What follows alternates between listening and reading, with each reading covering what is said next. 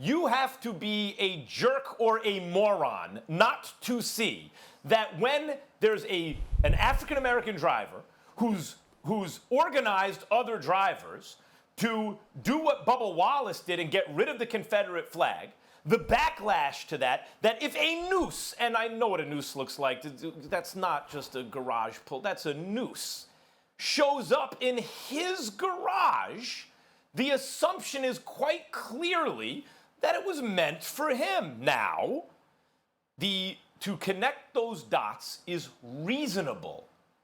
To not investigate would be unreasonable.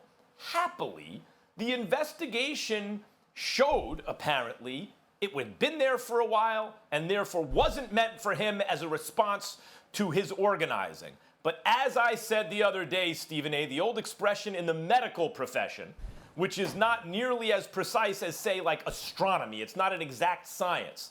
The expression in medicine is, if you hear hoofbeats in North America, don't rule out zebras, but think horses first.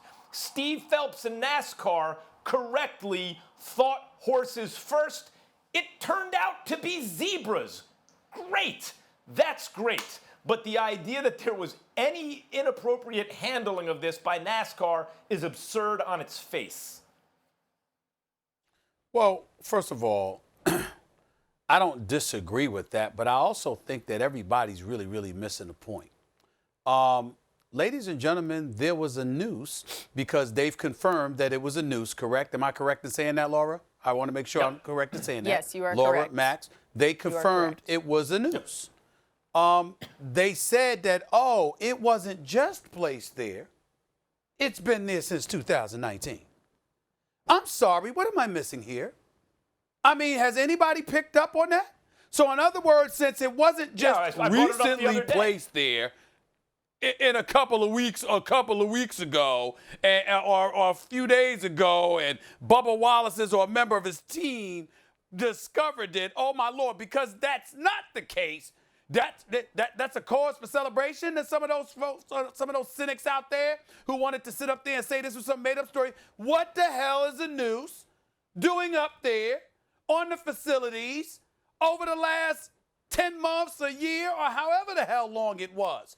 We all want to understand the connotation of a noose, what it means when you have a noose, how black folks have been subjected to what that imagery means to the African-American community. And so as a result of that, the fact that it was there to begin with is an indictment against people associated with the sport who clearly have no problem with the fact that it's been there. That's really the indictment, because it means that they're either not thinking about how it has an effect, psychological, subliminal, or just an overall detrimental effect on an African American, or they don't give a damn, or worse. They love the fact that it was there because they want you to have that visual, to remind you of subjugation, to remind you of a racist history, to remind you of what you need to be fearful of. That is clearly the intent. You pick whatever one of the three selections, the multiple choice that I just threw out there for you. That's really what this comes down to. So everybody that wants to make noise about the fact that, did NASCAR handle it right? Was their immediate reaction appropriate? And all of this other stuff.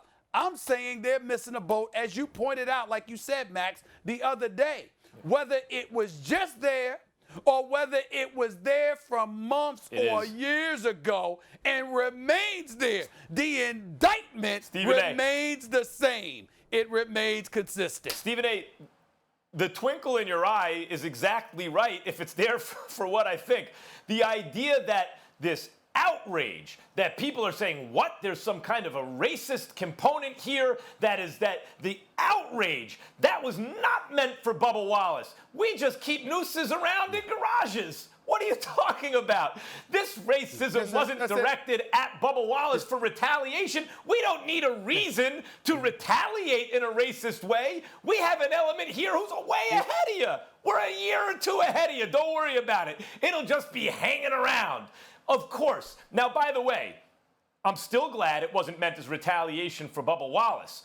But the indignation, the grievance that some are bringing to this situation, as though NASCAR has done wrong by its culture, is absurd. NASCAR did proud by its culture when it immediately, in strong language, condemned it and made the obvious assumption that anyone would make. But Stephen A., here you highlight the truth. And I did bring this up when this first happened the other day.